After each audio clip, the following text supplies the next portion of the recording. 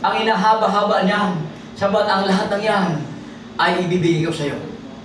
Kapatid, ito ang nakita ko sa aking buhay. Bago mo kamtin ang iyong pag-aani, kailan mo na magtanim ka mo na magtanim. Amen. Dahil wala magsasaka na nag-aani na hindi nagtanim. At ang pagtatanim at ang pag-aani ay ni-instant. Na kung ikaw ay gumawa ngayon, sa isang linggo mag-aani ka na. Walang ganun magsasaka, kapatid.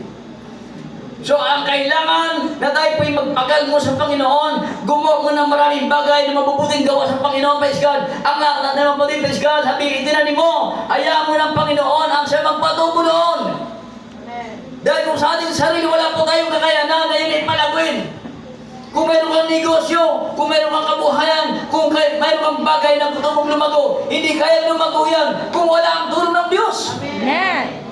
Sabi ng Psalms 127 verse 1, walang halaga ang pagtatayo ng mga nagtatayo ng bahay, maliban ang Panginoon ang bitayo ng bahay.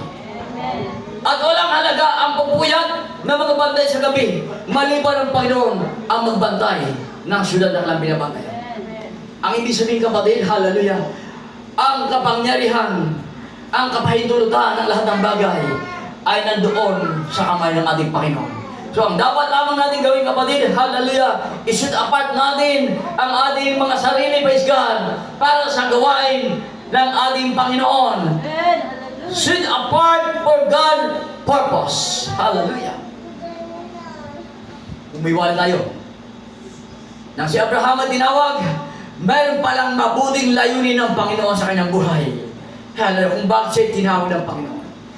At naniniwala ko, na kung ba tinanggap mo ang Panginoon, kung ba tinawag ka ng Panginoon, mayroong layunin ng buhay mo sa era.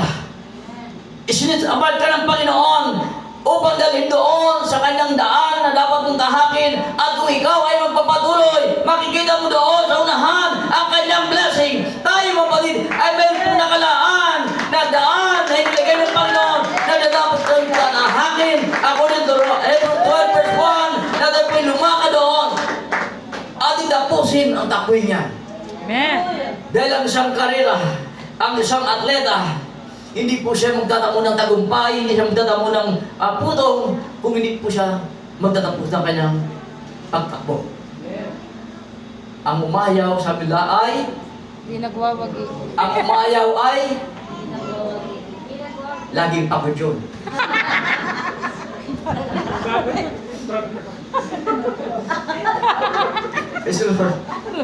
Kayong ayaw mo din.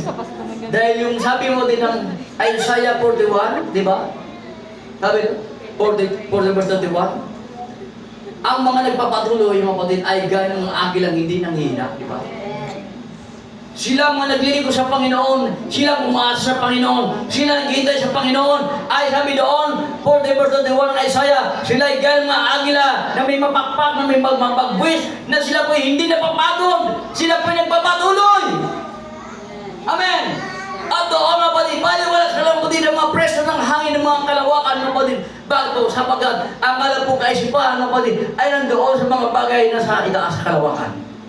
Meron pong dalawang inakay, mga kapatid, ng agila. Lumaki sa pugan. Dalawang inakay, mga kapatid, ng agila, lumaki sa pugan.